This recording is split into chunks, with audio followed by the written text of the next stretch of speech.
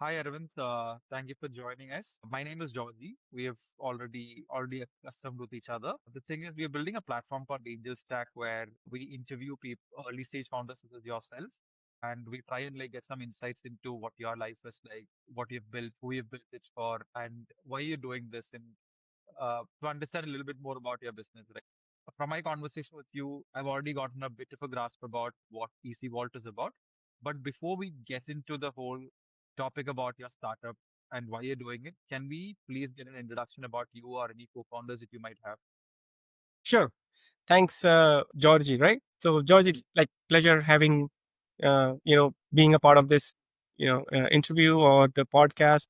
So, I'll just start with a little bit of background about myself and why I am into the world of EVs and why I started building this EasyVolt. Right. I'm essentially 25 years into the industry. I am from IIT Madras, class of 2001. I've been working since then, and so I've worked in multiple large corporations as well as startups, right? So something like General Electric, GE, Caterpillar, and Cummins. In those days, I used to work on engines. And what really used to bother me was the efficiency, right? So no matter what you do, an engine cannot be more efficient than 40%. That essentially means that 60% of the energy that's there in the fuel, you're throwing it away in exhaust, in heat, and that used to really bother me a lot. And back in 2014, EVs kind of started the first, or rather the second wave, right? And Tesla was rising, and then I saw this energy trend, and I said, "Hey, look, this powertrain, right? The electric vehicle is so much more efficient than whatever I was doing at that point in time." And at that time, I was already 15 years into the engine industry, right? And it was a very tough decision for me to say, let go of the past 15 years of experience and then start something from scratch, which is like electric vehicles, right? There wasn't in back in 2014, there wasn't much of a help available. Internet was like as easy or as available as it is today, right? So it was a tough challenge and it's a very strategic decision. But then I said to myself that looking back 10 years, in hindsight, it was the right decision, right? Look at what's happening. Fast forward 10 years, 2024, 25. EVs are really taking off. Everybody is talking about EVs. Everybody wants to work on EVs, right? But you can imagine going back to 2014 and how difficult of a decision it might have been. And plus, I didn't have any knowledge. Like all the 15 years of work experience, I had to let go and said, I'm going to start like a beginner, like a fresher, right? Um, so yeah, that's how the journey started back in 2014. And just as a perspective, back then the number of electric vehicles that were sold in India was like zero. Literally, like no electric vehicles were there, and the sales were like practically nothing. And today we are like more than 1 lakh vehicles per month, right?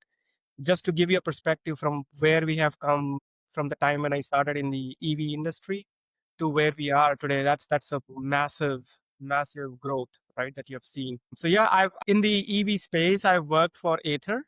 So I was the first head of validation for Ather. I built the validation team. I bought all the equipment. I mean, signed off on all the equipment that were supposed to be bought. Then I worked at Sun Mobility. Then at Exicom. Then I was outside of India working for VinFast and also in Germany for a couple of years. That's where I really learned the highest engineering standards. Right, the Germans are like the epitome of engineering, and they really stress out their product in terms of testing, in terms of design standard. That was a really good experience, And with all that things, I came back to India 2022. I was back in India again, and I was working as a CTO for a US company, working from home. This is post-COVID world, right? So no visas and no physically going to the US. And then I was working from home as a CTO of a US-based company called Samsar, and I worked for them about a year or so. And that's when I realized that I think I should really be on my own, because the ecosystem by that time in India had really matured out, and there were plenty of opportunities. But what I saw, the big gap was in terms of battery technology, right? So the EVs were really taking off fast thanks to our neighbors in China, we sort of democratized and we really made that vehicle part of it very, very accessible. Almost anyone who wanted to do it. But then the battery technology was like standing still, and there were hardly any innovations. The focus was more on commercialization, on industrialization, making the batteries cheaper, because batteries are a significant cost of the entire EV, right? About 40 to 50% in some cases, right? So everybody in India started focusing on making batteries more affordable, cheaper, whereas the quality sort of took a backseat, right? And here we are in 2025. A lot of those battery manufacturers have folded up because of the quality issues. You see this like a big. So this is the foremost problem in EV adoption is like, do we have good quality batteries available at a reasonable price? So this is the reason why I started EEzyVolt, because in India, what we see is a lot of battery packs that are very expensive, right? So if you were to copy the German designs, then it would end up like being very expensive, right? On the other hand, if you really are focused on making it affordable, then you sort of tend to let go of the quality, right? So there's hardly any good qualities at battery packs at a very reasonable price. And if you look at my website, that's where really I am focusing to bridge the gap between the cost and the quality of the battery that are available in India. Got it. Uh, so you've given me a lot of insight into what EC Volt is also. So I just have to ask, from my understanding, this is technically a replacement for a battery that I already have in my EV vehicle. It could be. So we EasyVolt is open to working both with OEMs, right? And essentially the aspects of EasyVolt, which is the solid cooled. Now, I think we all have heard about liquid cooled batteries, and we are also tending towards immersion cooled battery packs. A lot of people are doing those, but they are very, very expensive. The immersion cooled technology is something that adds a lot of cost to the already existing vehicles. And the liquid cooling is essentially not possible because of the space constraints, given like the two-wheeler has very little space available for integration, really cannot, what do you call, put radiators, fans, and pumps and all these extra components. I saw this gap and I said, hey, if the battery pack has to be reliable, then you really need to be doing like the thermal management inside the battery pack really well. And liquid cooling wasn't a solution. So therefore, I came up with the technology which I call solid cooled. So it's instead of using liquid to cool the battery pack, we have what I call a solid material. It's a phase change material, and we use that to do the thermal management of the battery. Now, is this technology patented by you, or are you planning on patenting it? The IP filing is in the process as we speak, right? And I'm basically last night also I was working on the draft of the patent application, right? So definitely it's not just about the thermal management. So what we do at EasyVolt is like we essentially take a holistic view of what really matters to the end customer. In this particular case, do they really care about a fancy technology? Probably not. What they really care about is reliability. So, and if you look at history of breakdowns in battery packs, a major reason is essentially thermal, right?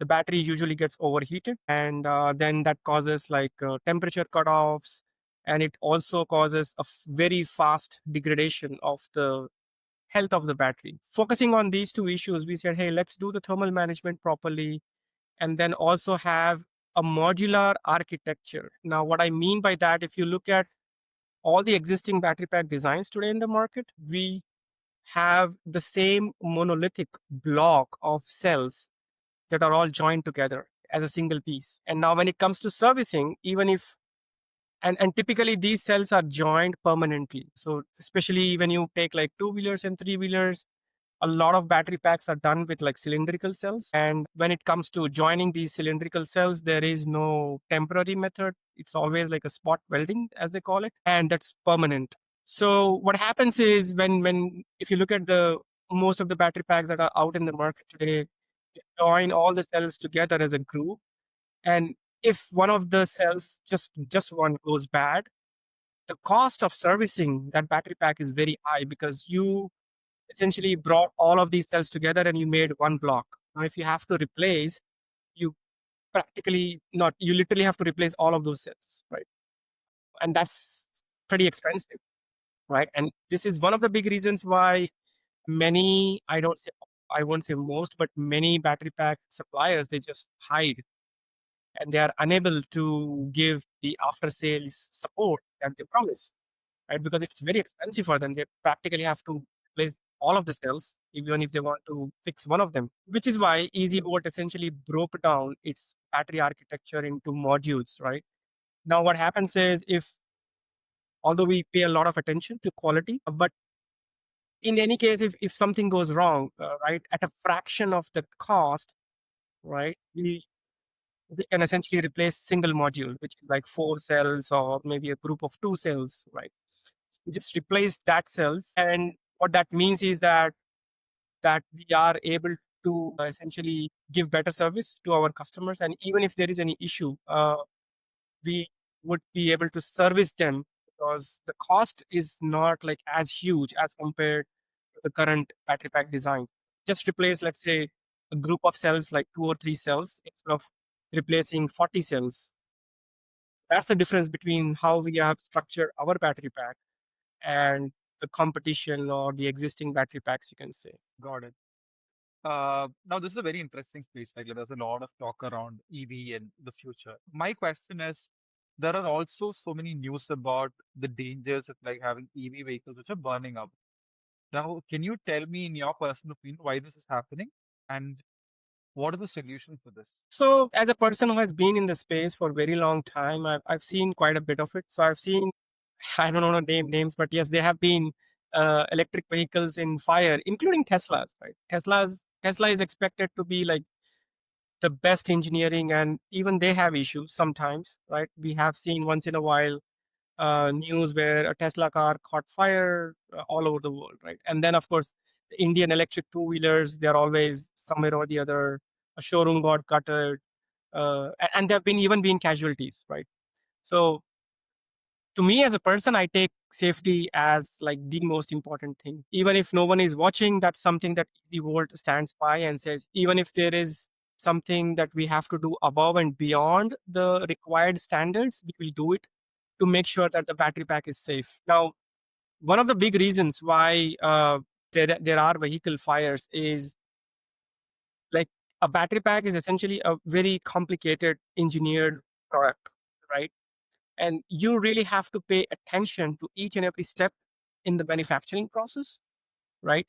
If you miss one of them, you could potentially end up in a failure mode, as they call it in the engineering world, that can then induce like a thermal runaway.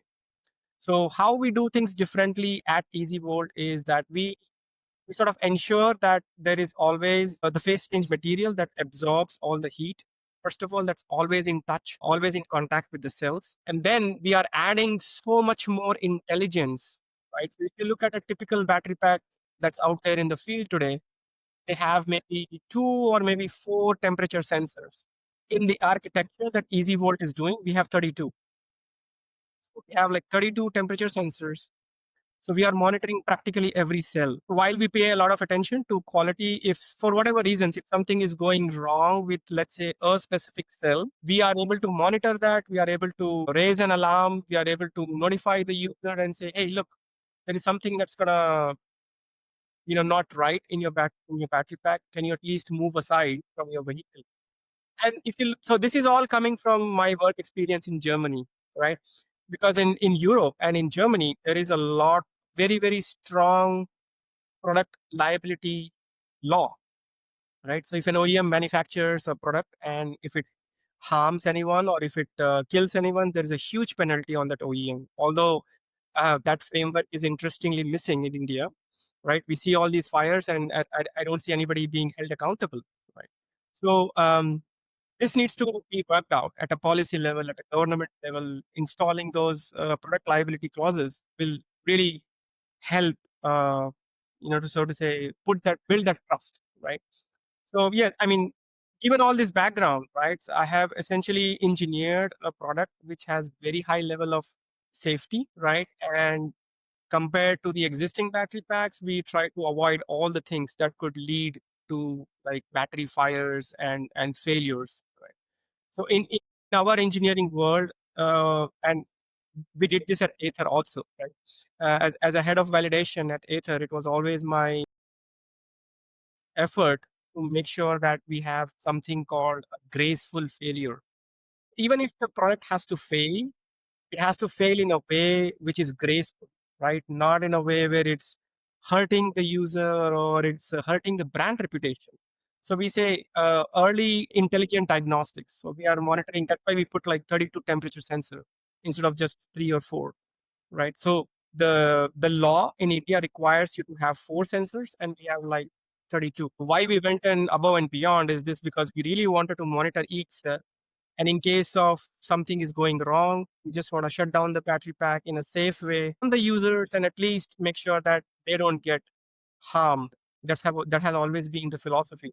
So I think this is what we as an ecosystem need to sort of work towards, making sure that we are paying a lot of attention to all the steps, not just one or two. We are paying attention to all the steps in terms of quality. So what that means is like ensuring the manufacturing quality, ensuring the quality of the parts that we are getting from our suppliers, especially from China. So even today, a lot of cells are practically all the cells that we are using are manufactured in China, right? Very few are being manufactured in India, which is a good. Hopefully, it will increase. The trend will increase, and more people will focus on manufacturing the cells in India, which is good and great.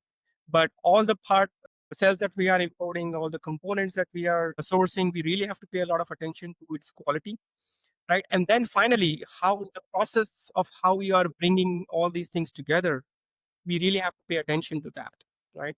And if we were to sort of follow all these steps, then I definitely the product is safe and it is something that will eventually build the long term trust. Now, going back to your sales cycles, right? I wanted to ask, you mentioned that you have both OEM and B2C. Now, I just want to ask, who are these manufacturers that you currently sell to? Plus, let's say, for example, if I own an EV scooter today and like, let's say 5 years down the line, the battery gives away, I just want to know how much it would cost me to replace it with an EasyVolt battery pack. Yeah. So I think we are actually in the product development stage right now. So we are not like really selling to any OEMs, but we are actively talking to many OEMs who are doing vehicles for B2B, right, deliveries, the last mile delivery. The people who are, and we are also in talks with people who are doing battery swapping, right?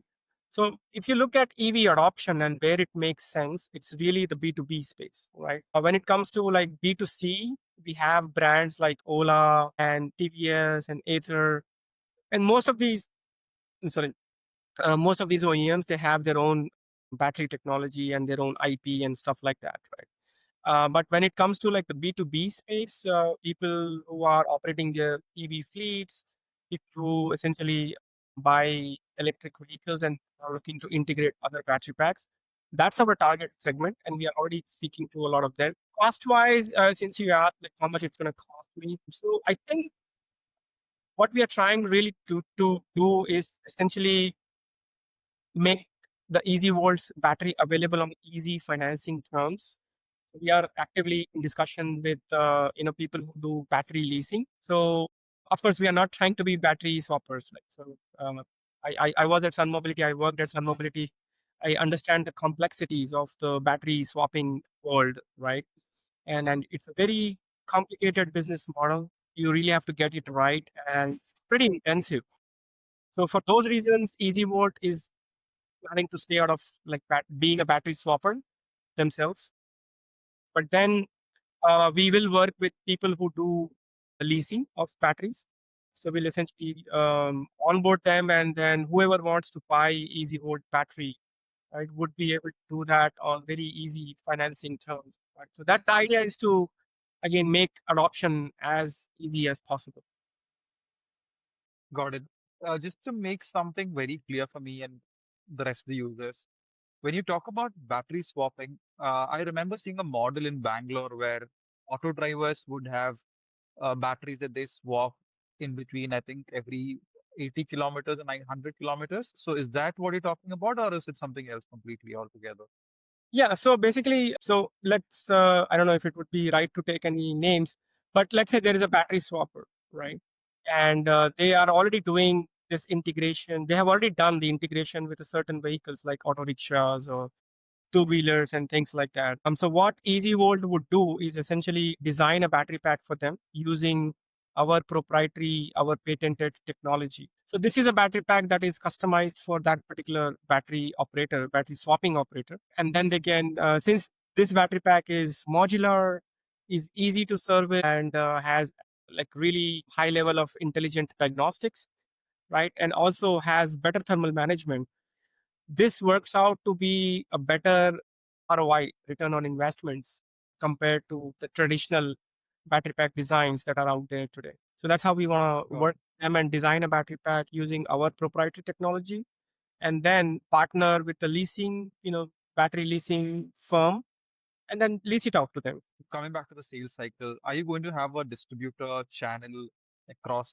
India, or are you going for a more of a website-based D2C model where you sell it through your web platform? So initially we are trying B2B. So that's why we are talking to all these vehicle manufacturers. So so we are targeting vehicles that are like sold the most. Today, if you look at the sales numbers, right, the most vehicles that are sold are the low speed kind of a vehicles, which are capped in theory, at least at 25 kilometers per hour, right? But then there are issues in that segment where the vehicle actually goes beyond the stated speed and all that. So we are working with these vehicle manufacturers to integrate our battery pack into their vehicles, and then that's how we plan to do that, the sales. Got it. And how long have you been around? Like, how long was your development phase, the research phase? Can you tell me about your journey to get to the stage today? Fair enough. So I about 2 years ago, I left Samsar and I was still trying to figure it out what to do. And then I saw the massive potential in the Indian market. And I initially started working as a consultant for doing battery pack designs for other people. And then a thought occurred to me and I said, hey, if I could do it for others, right, why wouldn't I do it for myself? Why not do a startup? And oftentimes, what used to happen in the consulting world was that I would make a recommendation and it just wouldn't stick with the customer because of the cost reasons, or because I think the biggest hurdle was the mindset, right? When you say, hey, I want to build a quality product, and then later on, we will see how to make it more cost effective. That's how I have done product development all the time. Somehow, the Indian market was what's the cost? And then the quality was coming as a secondary thing. And here I was working as a consultant, making all these recommendations, and none of them were getting implemented. Right? So I was like, no. Then really to implement all those things that I knew about designing good battery packs and designing safe battery packs, I really had to do it myself. That's when I thought about 18 months ago. I said, okay, why not do a own startup? I started looking out for the name, and I started with the design first, right? So about 7 to 8 months I spent like designing the battery pack myself. So today the battery pack that we have for EasyVolt, every single thing has been designed by myself and a group of engineers that work for me. So we started doing this about a year ago, and we spent good 7 to 8 months on designing the battery pack. And when we built those modular, so we spoke about modular structure earlier, right? So we built one of the first modules, we tested it, and the numbers look like really good, the test results. And that's when we said, okay, we are somewhat confident about quality, about all our assumptions that we assumed that would be applicable to the battery architecture, right? So when we were pretty sure about the design aspects, that's when we started like all the other activities like forming the organization, doing the marketing, doing the website. So as engineers, I think the design comes first. So I would like to kind of highlight that for EasyVolt, we are always like an engineering first company. We always try to engineer something that's superb, something that's safe, something that really adds value to our customers, then do anything else. Got it. Now, how big is your team currently? So we are 6 people. So it's I'm the founder, and As a co-founder, it's my spouse. She takes care of marketing, website, and all those stuff. She's not from a technical background, but then she takes care of most of the other things that I am not looking into. So my primary role is to make sure that the battery pack is good and great, because given all my experience, I'm just pouring in all that great experience, including from Germany, to make sure that we have the safest battery pack that there is out in the Indian roads. Then we have four other engineers. One of them is an electronics engineer, the other is a mechanical. With different streams, like a BMS engineer. We have all these engineers who are working with us, who take care of specific aspects of the battery pack. And may I ask, how soon do you expect to launch for, let's say, a B2C customer like me? B2C, I think we are a little bit away, because we want to build traction in the B2B space first. That is more like a proving ground for us. We can prove our product. And of course, as a startup, you can also get like good early traction, right? Building a B2C brand is hard. It takes time, and it takes a lot of marketing budget too, right? You have to win every single customer every single time. So that's why we are focusing on B2B. So I would say, but I'm hoping that within a year, in less than a year, we would have an Amazon store, or we will be having like a maybe even a Blinkit delivery. So I don't know if and somebody would need like a battery pack in the next 10 minutes, but hopefully whenever they do, we'll make sure that it's available on Blinkit, and there you go. So Can you tell me what's the future vision that you have for EasyVolt, like for the next 6 months? So next 6 months, we definitely want to build the complete prototype. We do want to do early pilots with our hopefully paid pilots. We will be doing with our customers. We will essentially the focus for the next 6 months is to prove the product, right? So we are in the process of making few more prototypes. We are obviously actively fundraising. The website is there, and you can get in touch with us from there. In case the whole thing sounds interesting to anyone approaches, we are actively fundraising. That is to accelerate the product development. So far, we have bootstrapped for the past 18 months, which is a lot of tenacity to bootstrap for 18 months. And we are now looking for external validation, which is like funding from an external investor that would help us accelerate the product development. Brilliant. Now, before we wrap it up, I just want to ask one final question.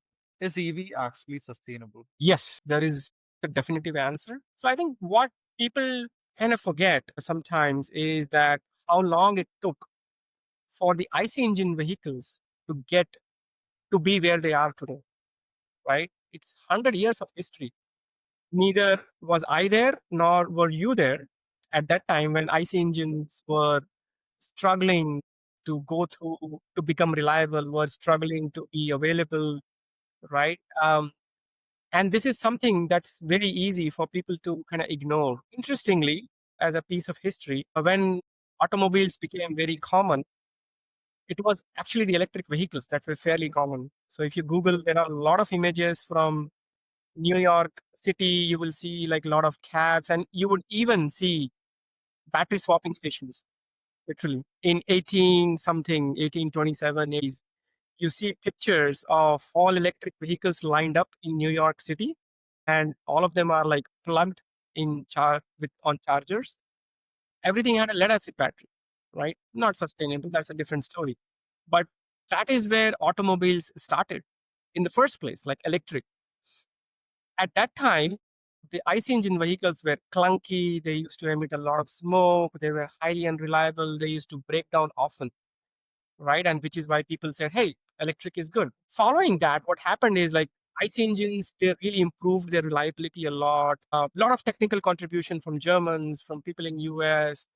And then, of course, the fuel for the engines became pretty common. And it did take them about good 50 to 60 years to set up that infra, the petrol pump. Like today, I'm not really worried about where will I fill petrol in my car. Why? Because a petrol pump is available all over the place. Any city you go, did that happen overnight? No, that took about a good 50 to 60 years for those petrol stations to become so common, like fuel pumps to become so common, right? So this part of history, I think today a lot of people like overlook, and they always ask me, they are in a great hurry. When will EVs be mainstream? And I like, just have patience, right? It took a good 100 years for IC engines. And no matter what happens, right? EVs will always be sustainable. Why? Because there's a lot of research, and I can refer you to some links. It's the tailpipe emissions, right? Some people argue that it takes a lot more energy, a lot more emissions to make the batteries and to make the electric vehicle. To some extent, yes, it's true. The initial so-called carbon footprint of an electric vehicle is probably slightly bigger. But when you look at the lifetime of the vehicle, and here are EVs with like zero tailpipe emissions, and then here are IC engines with a continuous stream of CO2 and other dirty pollutants, then yes, these are definitely sustainable, right? Much more sustainable than your IC engine counterpart. And we need to be patient. We need to give it some time. I think globally, there is no going back. That's what I firmly believe. People tried hydrogen, but that has kind of fell apart on its own because the technology doesn't have merit. In the next maybe decade or so, I think EVs would definitely be like mainstream and nobody would ever look back. So the last part of the puzzle is that the people argue that electricity, right?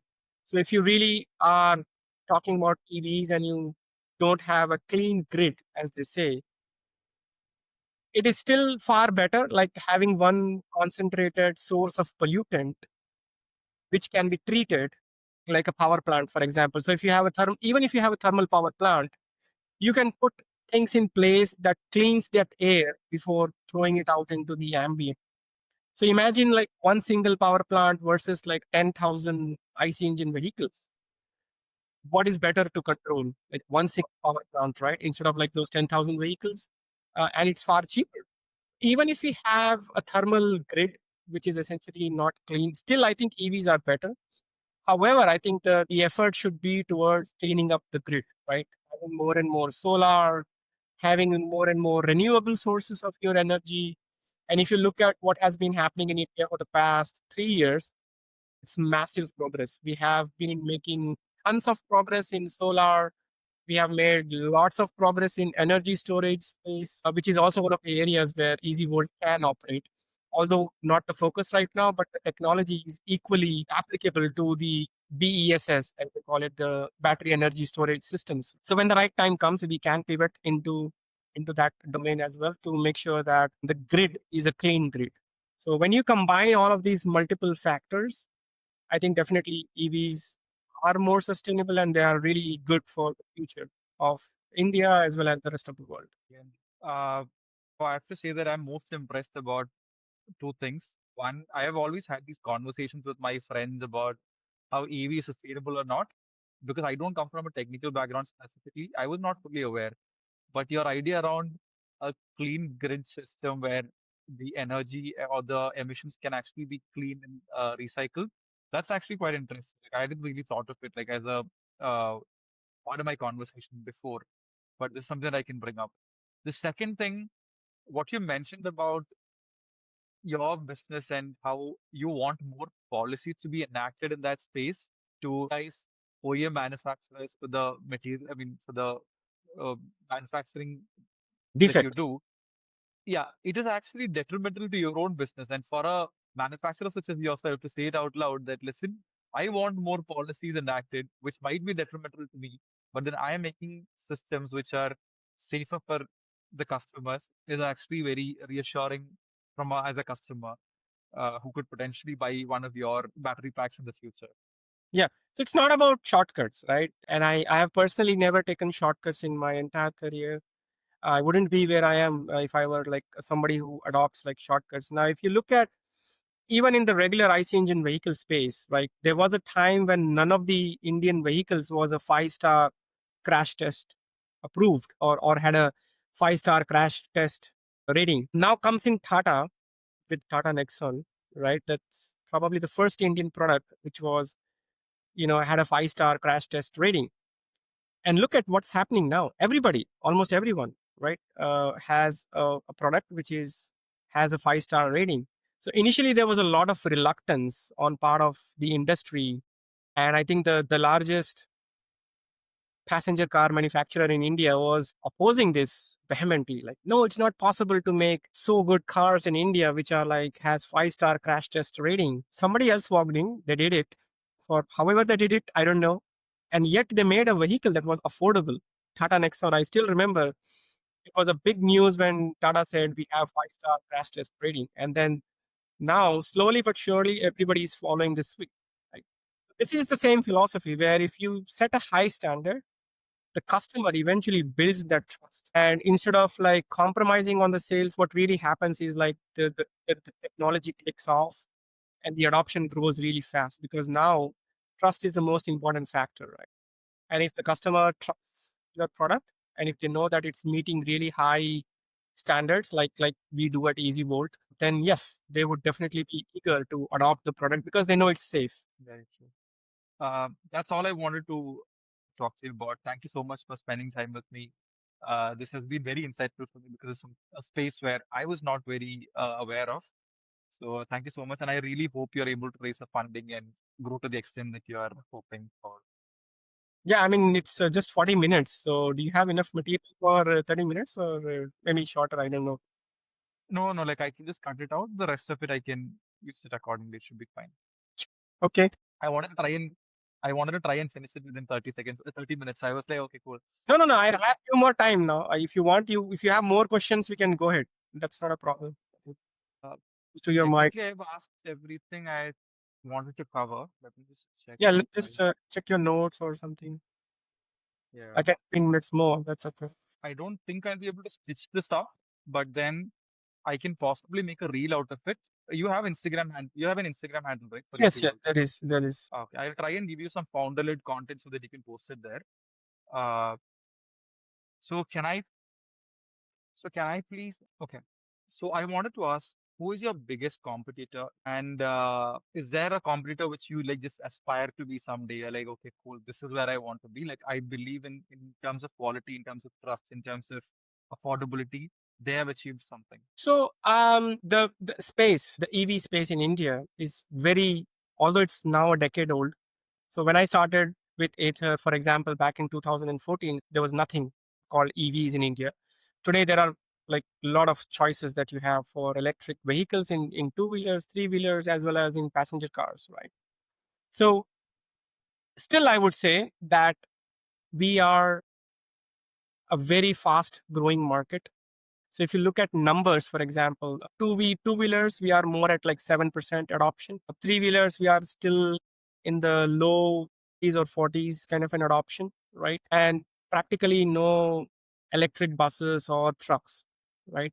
So when you look at the overall picture, the potential for any EV company, batteries or electric vehicle company to grow is massive, right? Given that aspect, so the word that I want to use is like the sunrise. Although it's a decade old, right? Still, I would say that the EV industry in India is a sunrise industry. It's still like rising. Do I really have competitions? Given what I'm doing, which is like protected by IP, and I would very confidently say that this is a 10x product, 10x better product than anyone else out there. I don't think there is a competition, but yes, there are other battery pack manufacturers, so to say. Is anybody doing something similar to us? Probably not. Has anybody that deep kind of an expertise? Probably, maybe. I would say I'm not the only battery expert. So yes, but then our approach to offering this very integrated solution, I think no one has taken it yet. Our approach to considering the whole ecosystem, what are all the pain points? Like the serviceability, for example, is a big challenge in Indian context, right? You cannot, everybody cannot be an Ola or an Ather and set up like service centers all over the country. So it's a big challenge. So we basically made modular battery packs, so servicing them becomes really easy. So the vision is that we will come to you rather than you coming to us for any kind of service requirements. And we should be able to fix this very quickly because the battery pack is modular. It wouldn't cost us a whole lot because it would cost us like a fraction of the cost. So competition wise, I do not really see, I know that I want to say that there are other battery pack manufacturers, but I wouldn't necessarily say that they are like direct competition, right? The only competition that I would aspire to be is like uh, myself, right? So every year on year or every couple of years, I want to do better than what we have done in the prior years. And that's where I believe the real competition is beating yourself, beating your sales numbers, beating your numbers in terms of how how much does the customer trust you. That's the kind of competition that I want to be in with myself rather than in a direct competition with someone else. Great. Could I also ask you what is the biggest challenge that you're facing as a founder? I don't know, but plenty. There's plenty of challenges. Right now, I'm in a phase where it's like 0 to 1. So there are a lot of things that EasyVolt has accomplished, but we are not there as an organization out in the field yet, right? And to do that, there's like just so many things, including fundraising and then having the product out in front of the customers, right? Certifications, yes, would be another challenge. So we are looking forward to solving all of these challenges. We have a clear line of sight as to how we want to work, what the timelines are, and hopefully in the next 6 to 8 months we would be able to officially launch the brand and have like presence in the market, whether B2B or B2C. And so that's what we are looking forward to. That's all I know.